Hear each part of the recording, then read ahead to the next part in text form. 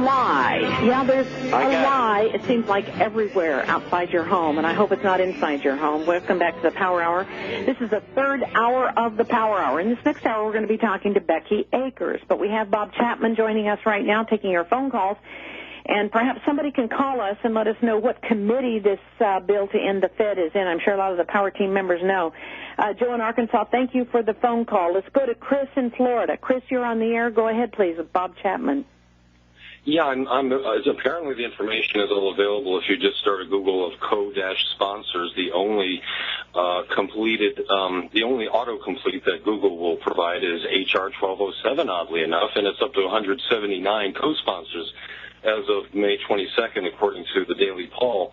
And it looks like if you go to that very first link, it brings you right to the Daily Poll, and you'll see the co-sponsors, and perhaps it looks like from Thomas.gov the status of it. But what I call does it say which committee it's in, though?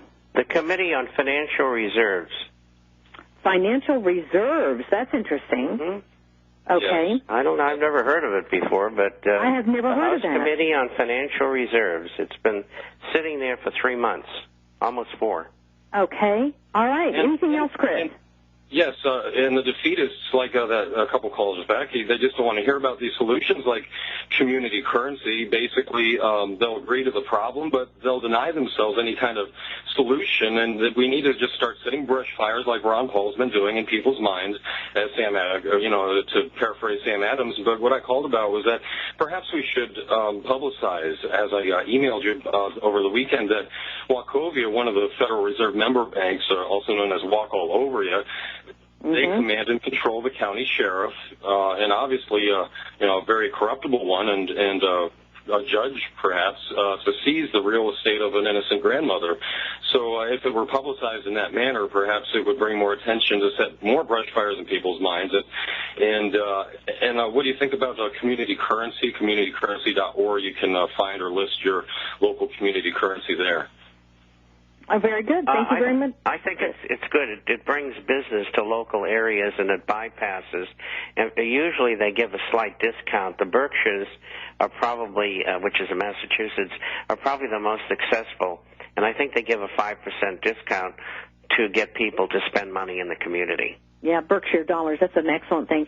And also, thank you very much, Chris, for the phone call. Good information. By the way, the hearing for Don Welch is coming up June 1st. Those people in the St. Louis area, we need you to be at the courthouse on June 1st. We'll give you more information about that, but start planning if you can be there. Let's go to Hugh in Michigan. Final caller. Hugh, go ahead, please. You're on with Bob Chapman.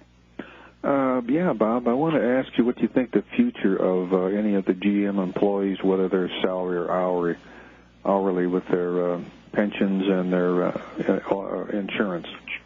Well, if they go into bankruptcy, the pensions will go into the Pension Benefit Guaranty Corporation, which happens to be insolvent. But Congress will give them money to operate with. They'll need about $500 billion. And the average employee will get someplace, depending upon their length of service and their job, someplace between 30 and 50 cents on the dollar. So if your pension was supposed to be $1,000, you might get $250 a month, or you might get $300 a month. This is the way it worked out with airline pilots and others previously.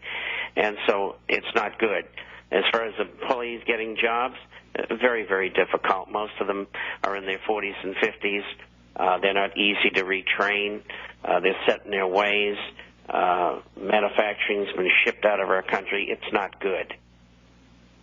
All right, thank you very much, Hugh, for the phone call. It does not look good. I mean, I'm concerned about all these homes. As we go back to talking about the pick-and-pay mortgages as well as the banks that are not making arrangements for these homes, are they going to go to China? I mean, that's my concern, is where are these homes going? You can stay abreast of all this information at theinternationalforecaster.com. Thank you, Bob Chapman, for joining us today on the Power Hour. Outstanding. Thank you, sir. Bye-bye.